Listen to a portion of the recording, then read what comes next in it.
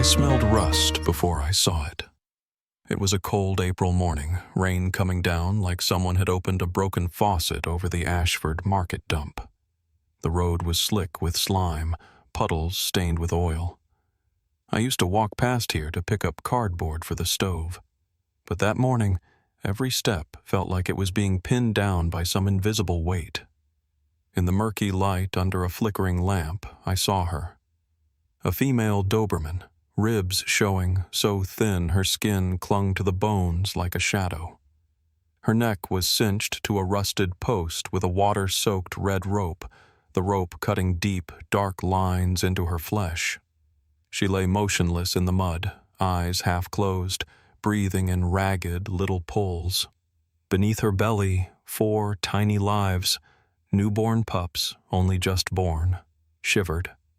They groped for a dry teat with mouths that made thin, fragile sounds, like pins pricking the air. One scrambled onto her chest and licked a muzzle already turning blue, as if begging, "Mama, wake up. Don't leave me." My chest tightened. I was 67. I'd seen plenty of partings and funerals, but I had never felt a death so close that it hurt like this. The mother had collapsed, but her body still shielded her litter from the rain. Even exhausted, the instinct to mother remained. I could hear my heart hammering in my ears, as if it would burst. A noise cut through the nightmare, the guttural roar of an engine. I turned. The garbage truck was turning in, wheels churning the puddles, the yellow headlight sweeping right where we stood. The lane was narrow, the dump crowded. If he didn't stop, everything would be crushed in an instant. The driver stuck his head out and shouted over the rain, "Old man, move!" "Don't get mixed up in this pile. Dangerous." I looked back at her. I didn't know her name then, but in that moment a word came to me like a whisper. Grace. Grace. Something that rose above the cruelty of the world. I pulled the pocket knife from my coat and ran to cut the red rope that was cutting into her neck. The rope snapped free, leaving a dark, spreading wound. I took off my heavy coat and wrapped it around her cold, wet body. The pups screamed, trying to cling to my legs. I gathered them all into my arms, heavy and trembling. The garbage truck was close now, mud sprayed. The driver shouted, "Leave it! You'll get sick!" "It's just a starving dog." I spun around, rain slashing my face, throat bitter, but my voice carried, "No. She's a mother. I'm not going to let her die here." I turned my back and ran, carrying her and the pups out of the dump. Rain whipped at us. Mud clung to my trousers. Every step sank like lead. I could feel the small bodies squirming against my chest, hear Grace's shallow breaths fluttering in the coat. I knew if I hesitated a minute it would be over. Time never felt so cruel. The raindrops fell like a countdown. The road ahead was slick and black, but I would not stop.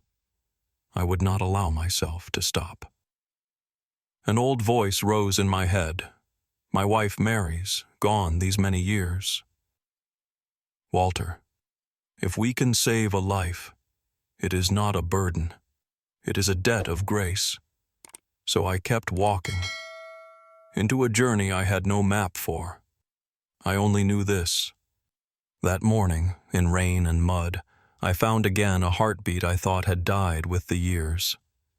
It began with the half-closed eyes of an unnamed mother dog and the desperate cries of 4 tiny mouths in an abandoned dump. My name is Walter Hale. I am 67 years old. I have lived my whole life in the small town of Ashford, Ohio, a place where winter cuts like wind through the skin, where spring brings muddy rains, and where things are so peaceful people can forget the dark corners. I used to be a carpenter, and I retired after my wife Mary passed away. Since she left, the old wooden house has been filled only with the ticking of a wall clock and the creak of hinges when the wind blows. I live alone now, used to the silence.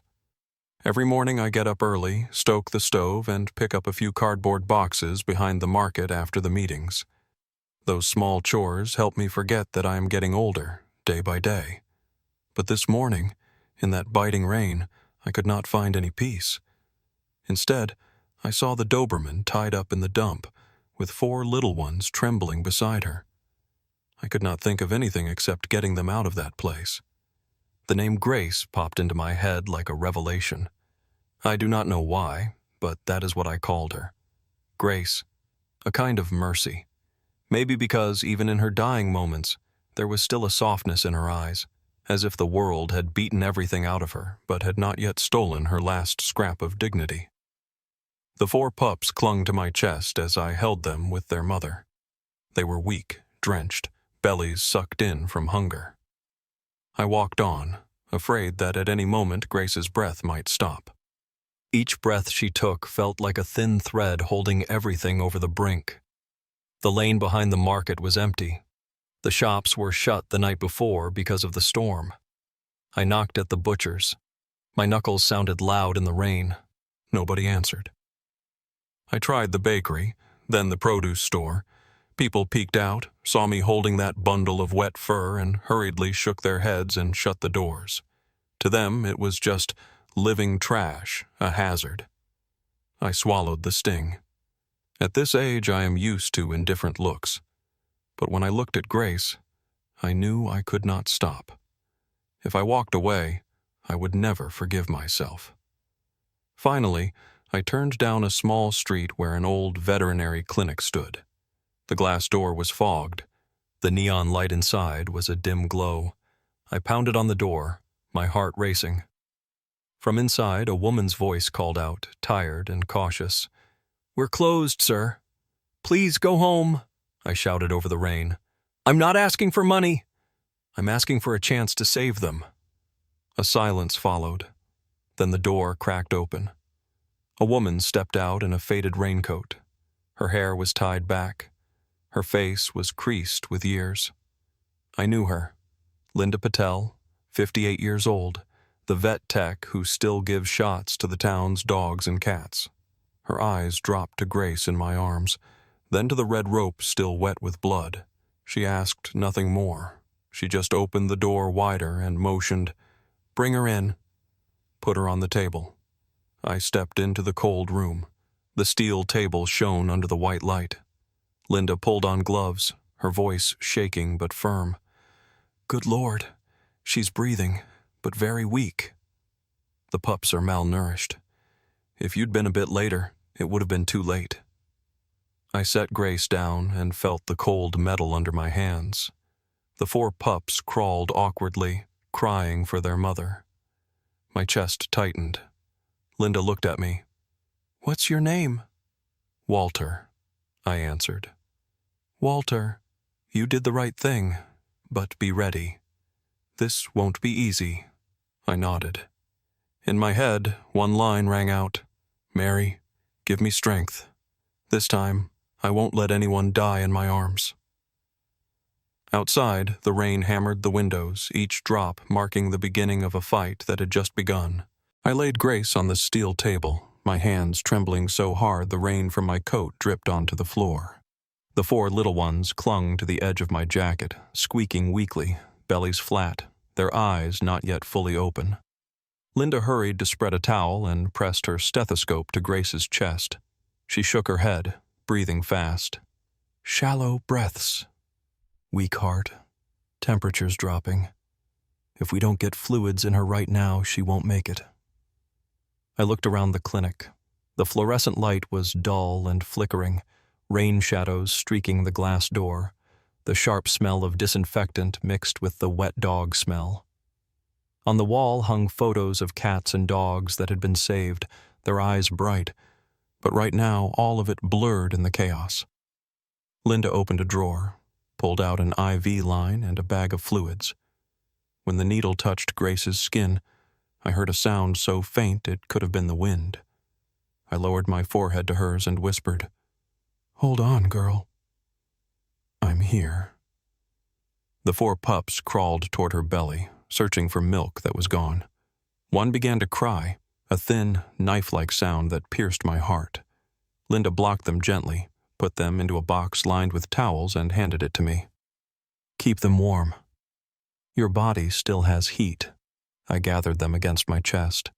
I could feel their tiny heartbeats merge with mine, trembling like little clocks about to stop. Linda turned back to Grace, clipped in a thermometer, and shook her head. "Too cold. We have to warm her up. Go get anything dry from your truck, blankets, towels, whatever you've got." I ran outside, the rain lashing like a whip. In the pickup, I grabbed old blankets, sweaters, and items my wife had left behind. When I came back, the light in the room was sputtering. Linda yelled, "The power's shorting!" "The generator's weak. If it cuts, we lose everything." Right then, the room went black. The machines fell silent. Only the rain and Grace's ragged breathing remained. My heart seized. In the darkness, Linda panted, "Walter, without power, the IV won't pump. We're going to lose her." I dug through my pockets and found a lighter. Its tiny flame flickered over Linda's worried face. I whispered, "I used to fix generators at the wood shop. Take me to it." We dragged the old generator out from the corner, its casing dusty, wires frayed. My hands shook on the bolts as Linda held the flame closer. Rain dripped from my coat. The metal squealed. Each second I thought only of that faint heartbeat slipping away. Finally I stomped the starter. A cough. Then silence. I growled, "Come on, don't die on me now." I kicked it again. The engine roared. Light flooded the room. The fourth bag quivered. The first drops of fluid fell. Linda let out a sob. "She's still with us." But before we could breathe, a sharp sound tore through. One of the 4 pups had stopped breathing. Its little body went limp in my hands. I froze for a heartbeat, then remembered what I had done the night Mary's heart stopped in the hospital, the day she left me. I couldn't save my wife, but I would not lose this tiny life. I cupped the pup in my hands, breathed gently into its muzzle, and rubbed its tiny chest. Linda urged, "Again! Faster!" I kept rubbing, whispering, "Come on, little one. Don't leave your mama." A faint gasp, then a weak breath. The tiny body jerked, then let out a cracked but unmistakable cry. It was alive. Tears burst from me as I held all 4 to my chest. Linda turned away, wiping her eyes. At that moment, Grace stirred. Her tightly shut eyes opened a sliver and met mine. Not a plea for help, but a kind of acknowledgement. "I'm still here. For them. For you." I swallowed hard and sank down beside the table. I understood. In that instant, everything in me shifted. This was no longer just an abandoned dog.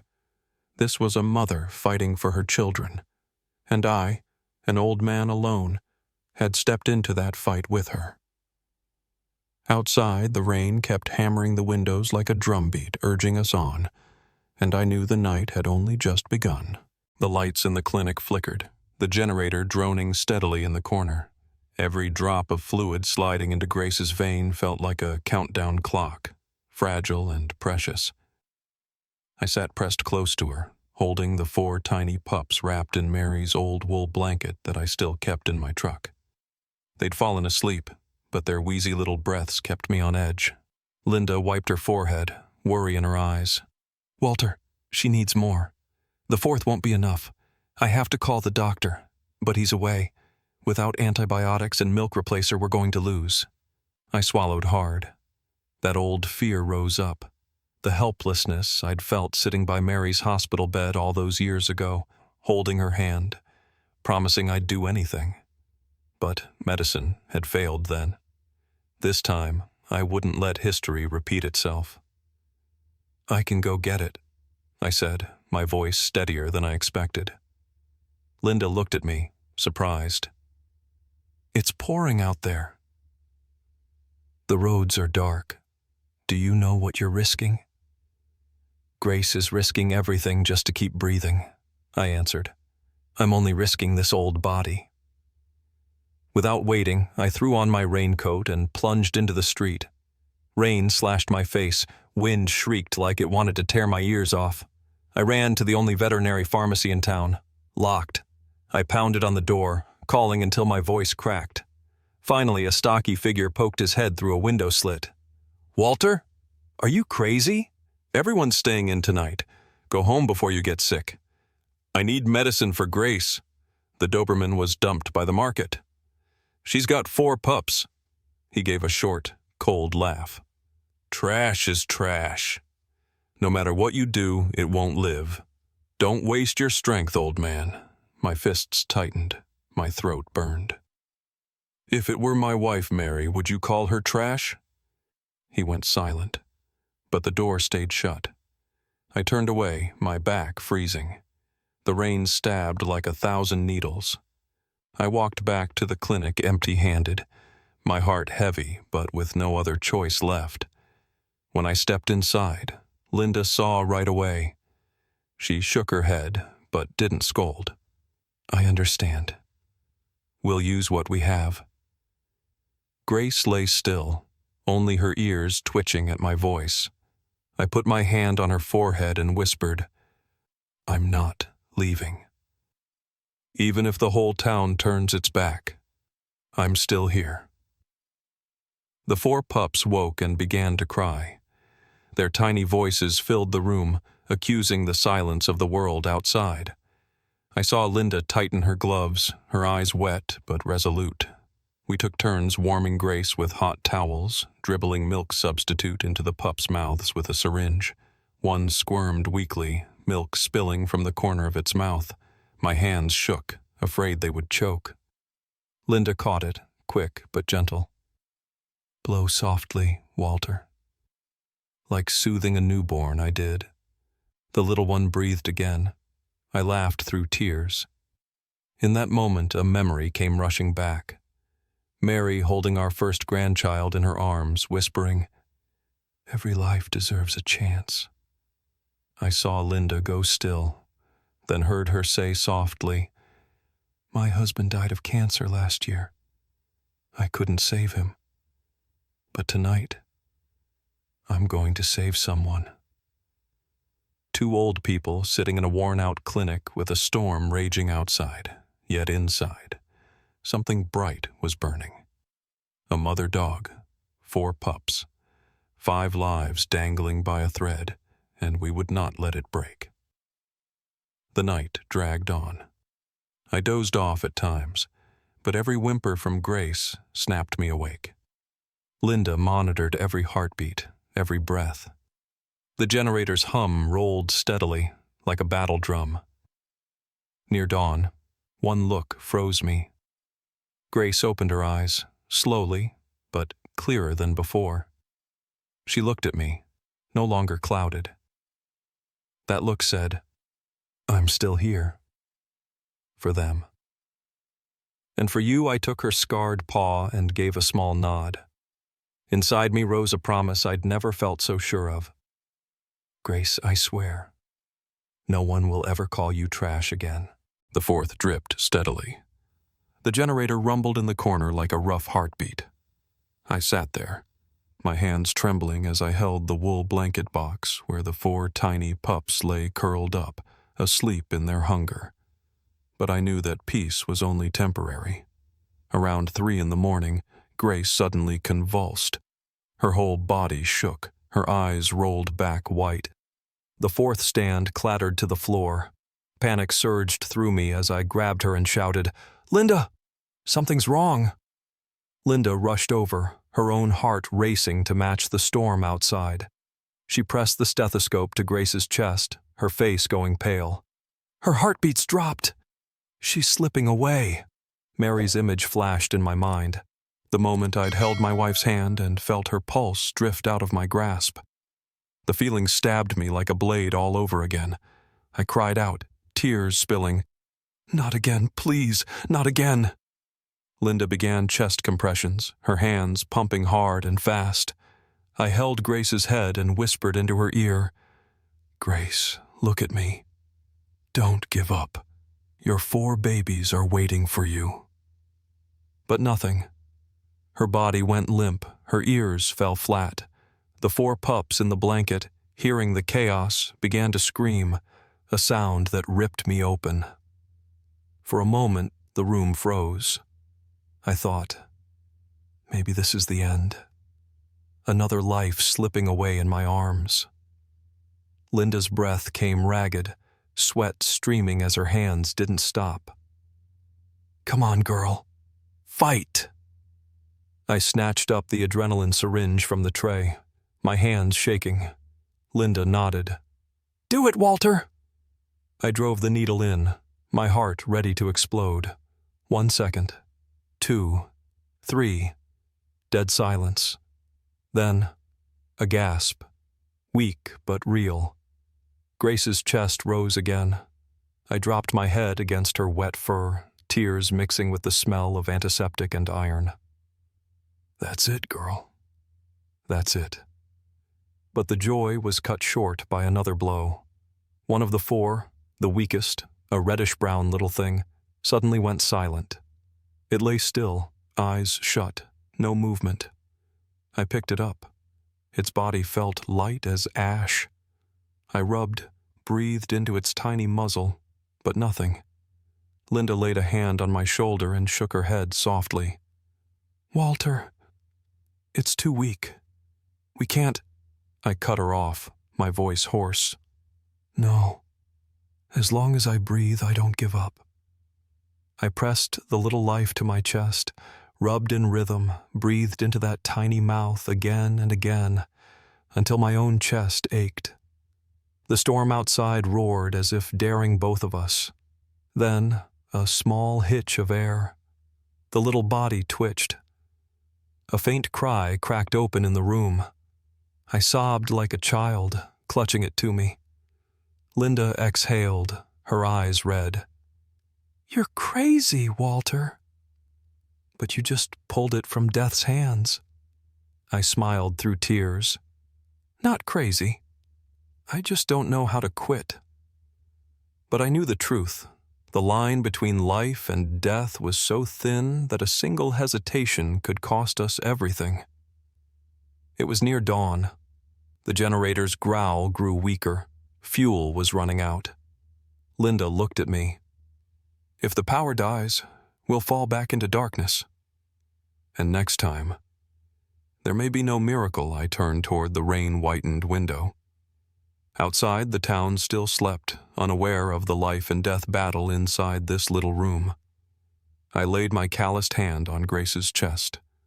Her breathing was still heavy. I looked at the 4 pups curled in the blanket, weak but alive, and a fear rose in me. When the sun came up, would I still have the strength to hold on to all of them?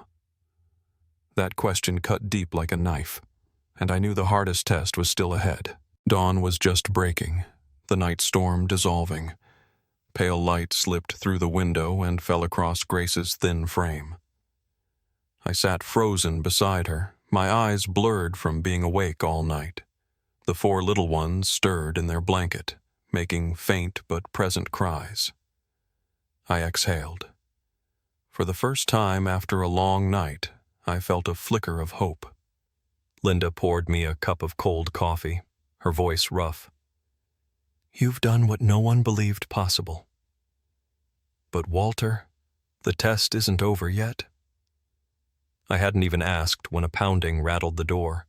3 heavy knocks, like hammer blows. Linda's face went pale. I stood and cracked it open. On the porch stood a thick-set middle-aged man in a cheap jacket, mud on his shoes. Next to him was a younger woman with tangled blonde hair and swollen eyes from lack of sleep. He glared at me, voice hoarse. "Where's my dog?" "I'm here to take her back." Heat rose in my chest. I tightened my grip on the door. "Yours? You left her at the dump, tied her neck with a red rope, and left her to die in the rain. And now you call her yours?" He shrugged and sneered. "She's just a dog. Sick. Dangerous. I had the right to leave her, You shouldn't meddle in other people's business." His words poured into me like fire. I turned to Grace. She was trying to lift her head, eyes still cloudy but fixed on the door. The 4 pups whimpered weakly as if sensing the return of cruelty. I stepped out, blocking the doorway. My voice dropped low, each word cutting the air. "She's not trash. She's a mother who bled to keep her babies alive. You threw her away, but she didn't give up. And neither will I." The woman beside him trembled, her eyes filling. She stammered, I couldn't stop him." I regret it, but I stayed silent. I looked straight into her eyes. Silence is complicity. But today, you can choose differently. Choose life's side. Linda came forward, her voice colder than I'd ever heard it. "Sir, you've committed animal abandonment. I have records. I have a witness. The sheriff will know. You can't reclaim what you threw away." The man's face flushed. He stepped closer, growling.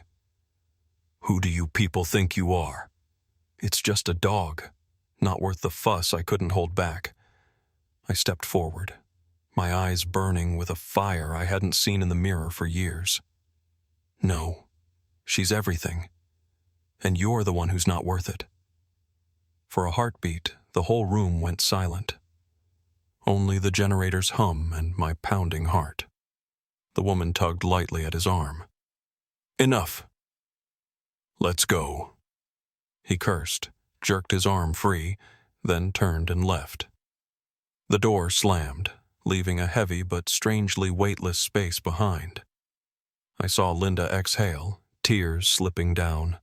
She whispered, "Walter, you just spoke for all of us." I turned back.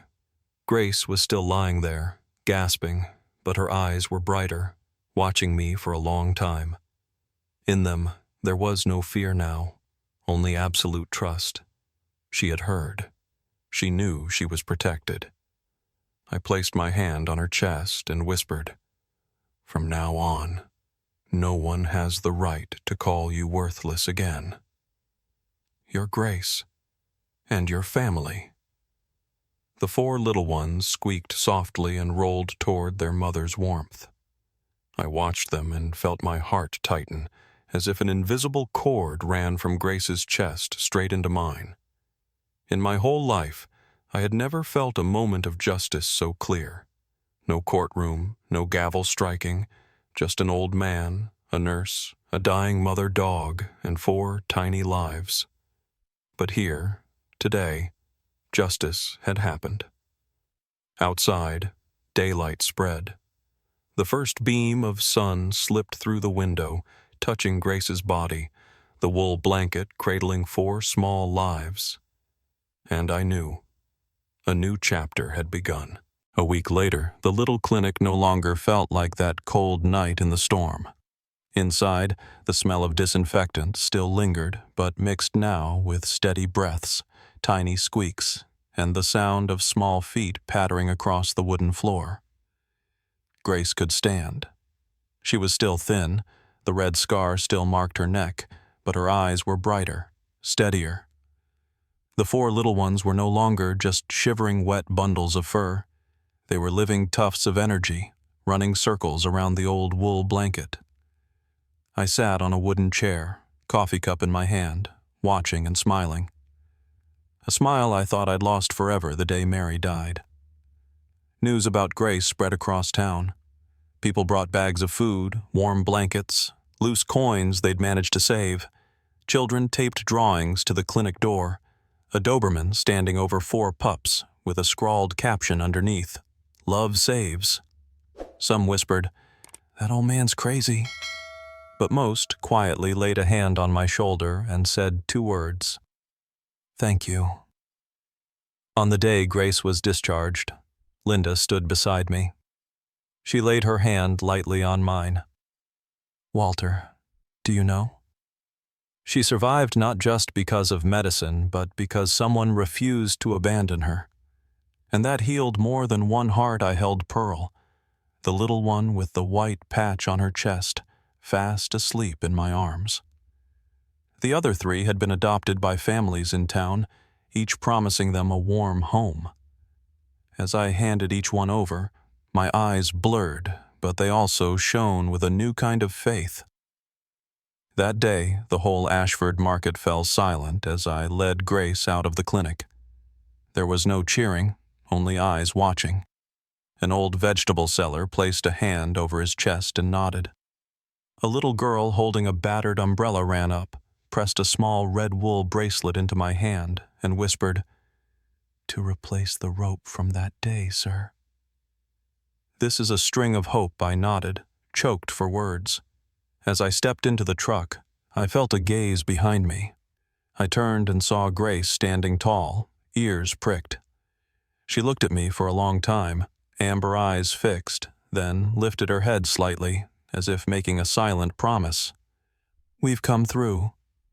Now let's move on." I knew then it was the look back people talk about. The moment when a being that's gone with you to the edge of the abyss affirms that it's still here, still wants to live. That evening, I sat in my wooden house, listening to the soft rain on the porch roof. Pearl nestled in my lap. Grace curled up next to Mary's old rocking chair. The wind chime rang softly, its melody like an answer from the past. I spoke quietly, as if Mary could still hear me. "We gave them another chance, you see? And in return, they've given me a reason to go on." Outside, the streetlight cast its glow against the window, lighting our reflection. An old man, a mother dog, a little one. 3 pieces once discarded, now quietly warming each other. The next day, Ashford put up a small sign behind the market, right where Grace had been abandoned. It read, "No one left in the rain."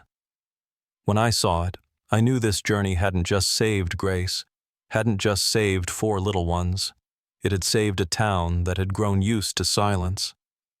And I knew for the rest of my life, I would keep hearing that invisible thank you from Grace, from her pups, from my own heart, for not turning away that night in the rain. If you've stayed with me to this moment, thank you. Thank you for listening to the story of an old man, a mother dog once called Trash, and 4 tiny lives nearly lost to the storm. Maybe somewhere in your own life, your heart once stirred at the sight of a small creature needing rescue. Maybe it was a baby bird fallen from its nest, a kitten shivering in the dark, or even just a stranger's hand needing to be held. Do you still remember that moment? That moment when you chose to stop, to not turn away?